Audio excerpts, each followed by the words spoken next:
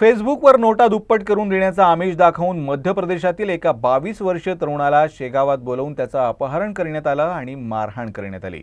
शेगाव ग्रामीण पोलिसांनी तत्परता दाखवत या तरुणाची सुखरूप सुटका केली आणि तिघांना ताब्यात घेतलं।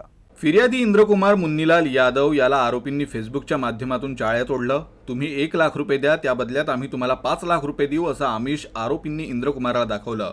या पैशांच्या हव्यासापोटी इंद्रकुमार शुक्रवारी सायंकाळी शेगावला आला होता।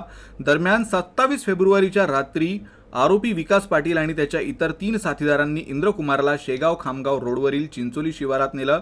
तिथं पैसा आणले का अशी विचारणा करत त्याला लाथाबुक्क्यांनी बेदम मारहाण केली। आरोपींनी बळजबरीनं इंद्रकुमारच्या मोबाईलवरून स्वतःच्या QR कोडवर 4000 रुपये ट्रान्सफर करून घेतले। एवढ्यावरच न थांबता तुझ्या वडिलांकडून 1 लाख रुपये मागवून घे अशी धमकी देत त्याला रात्रभर डांबून ठेवण्यात आलं। दरम्यान युवकानं संधी साधत रात्री पोलिसांच्या 112 वर कॉल करून मदत मागितली। माहिती मिळताच शेगाव ग्रामीण पोलिसांनी तपास चक्रे फिरवली। आरोपींच्या तावडीतून सुटण्यासाठी फिर्यादी एका गोडाऊनमध्ये लपून बसला होता। पोलिसांनी शोध मोहीम राबवून 28 फेब्रुवारीच्या सकाळी 7 वाजता त्याची सुटका केली। दरम्यान ट्रान्सफर केलेल्या अकाउंटची माहितीच्या आधारे तिघांना पोलिसांनी ताब्यात घेतलंय। या प्रकरणी शेगाव ग्रामीण पोलिसांनी गुन्हा दाखल केला असून पुढील तपास सुरू आहे।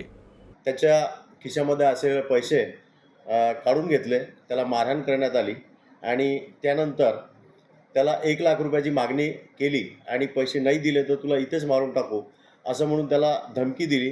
त्या भीतीमुळे त्यांनी आपल्या मोबाईल फोनच्याद्वारे फोनपे करून 4500 रुपये संबंधित आरोपीच्या अकाउंटमध्ये ट्रान्सफर केले। याच्यावरून आम्ही त्यांची रितसर तक्रार घेण्यात आलेली आहे।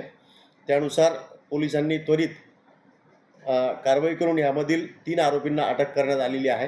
4थ्या आरोपीचा शोध चालू आहे।